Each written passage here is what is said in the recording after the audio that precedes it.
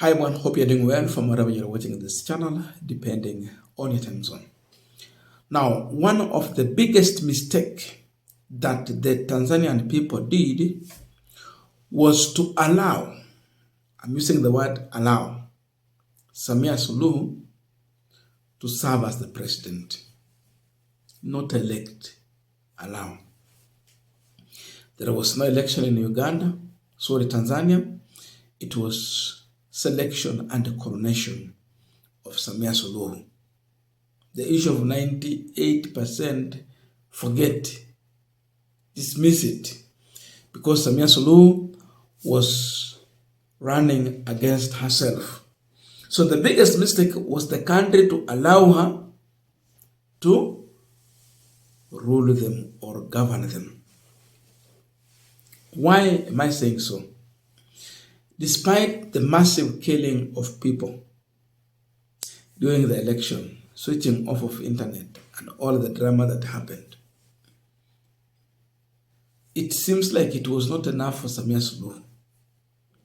So yesterday, Samia Suluhu decided, as the president, to appoint her own daughter, Wanu Hafidh Amir, as the deputy minister for education. Her own daughter. And you wonder, really? The governance of a country is now becoming a family affairs. That you can have this confidence to appoint from your own. I'm just imagining, could this happen here in Kenya? Can this happen? Wanu Hafidh Amir.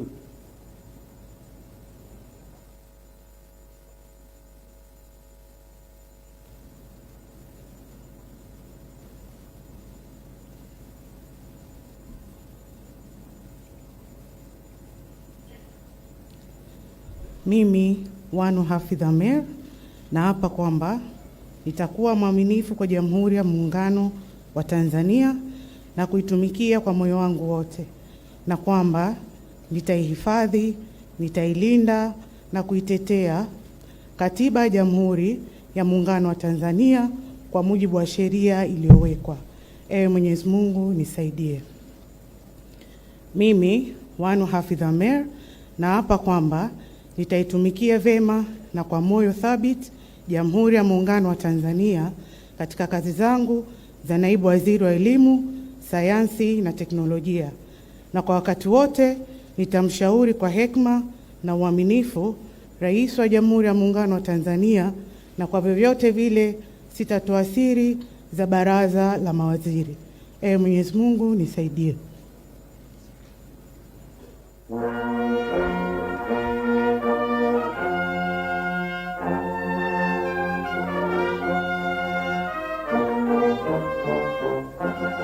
Now, as if that was not enough, President Samia Suluhu, without fear, she went on to appoint, number 2, her own son-in-law, Mohamed Mchelengera.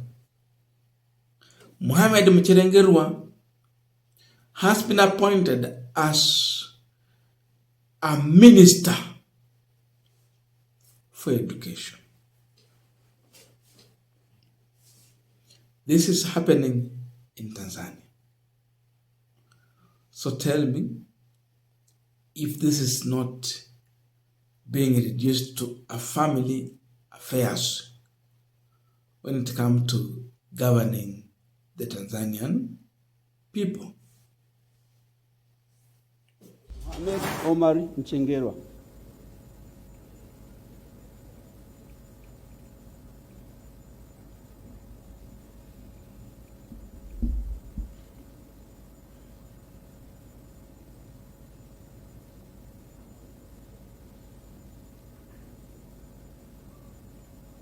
Mimi Mohamed Omar Mchengerwa Naapa kwamba nitakuwa mwaminifu kwa Jamhuri ya Muungano wa Tanzania na kuitumikia kwa moyo wangu wote, na kwamba nitaihifadhi, nitailinda na kuitetea Katiba ya Jamhuri ya Muungano wa Tanzania kwa mujibu wa sheria iliyowekwa. Ee Mwenyezi Mungu nisaidie.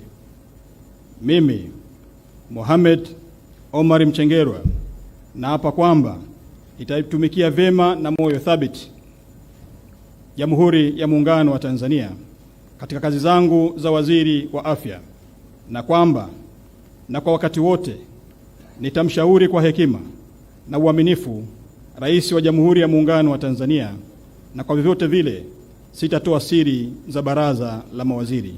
Ee Mwenyezi Mungu nisaidie.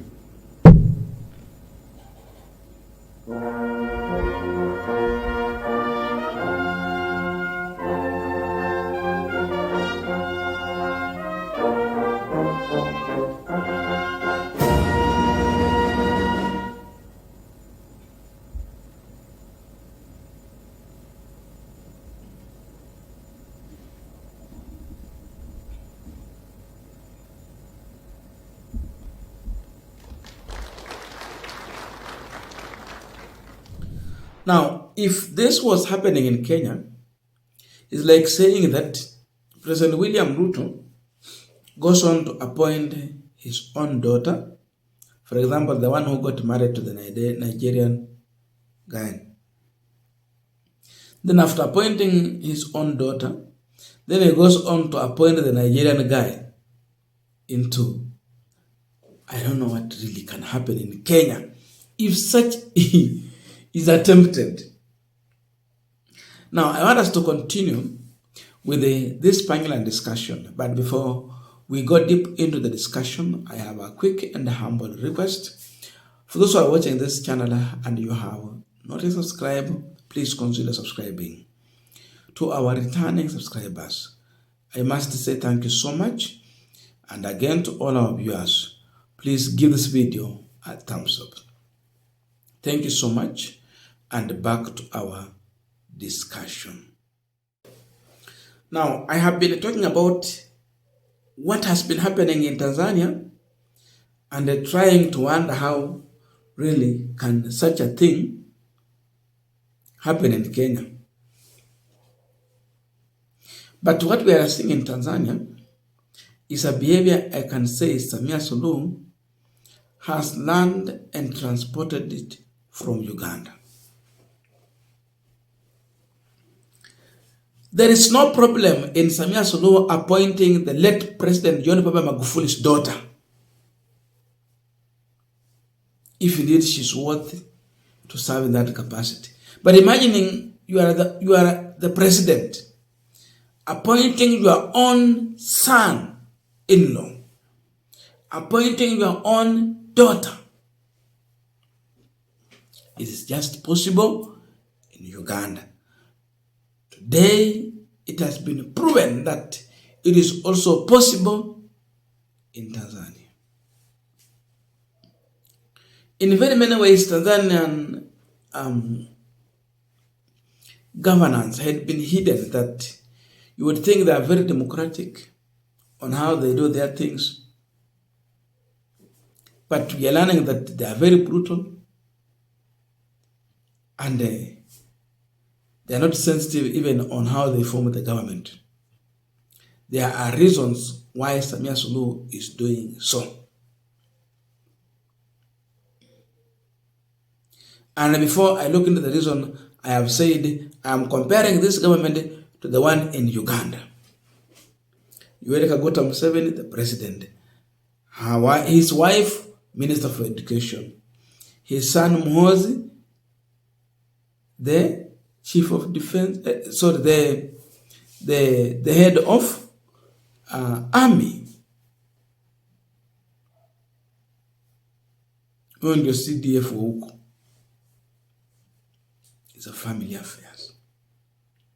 That has been the president in Uganda. Today, Tanzania is copying it.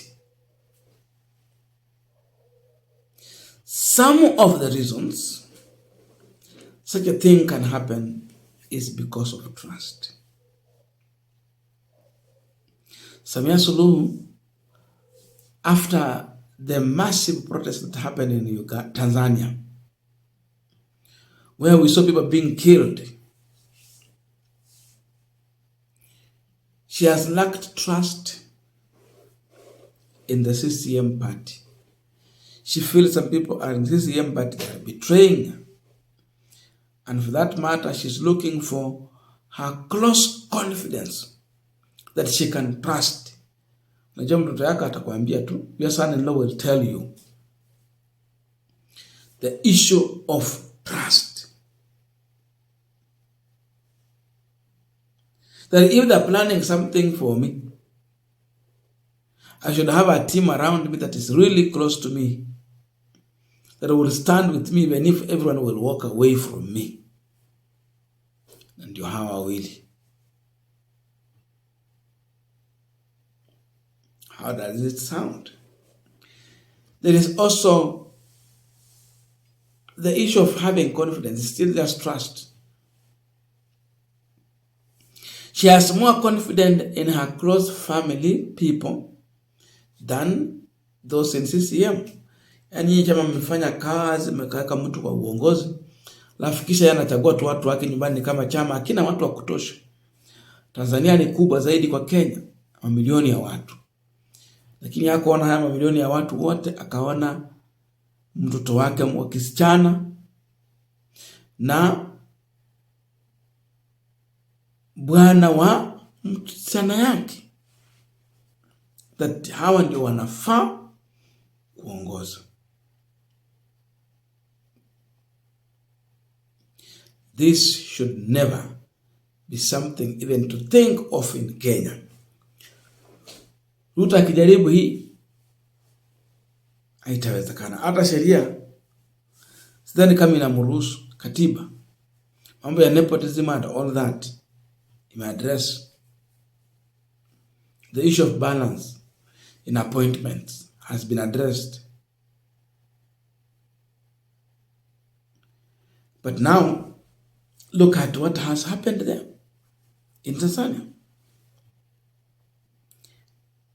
Ni jambo ambalo linafaa lishtumiwe, likataliwe, lipingwe zaidi, hata watu ikiwezekana waende kwa maandamano, kwa maana kubadilisha Tanzania na kubadilisha sheria na katiba itahitaji watu waandamane, wakatae uongozi wa kiimla ambao mama Samia Suluhu ameonyesha kabisa kiwazi ya kwamba she cannot lead.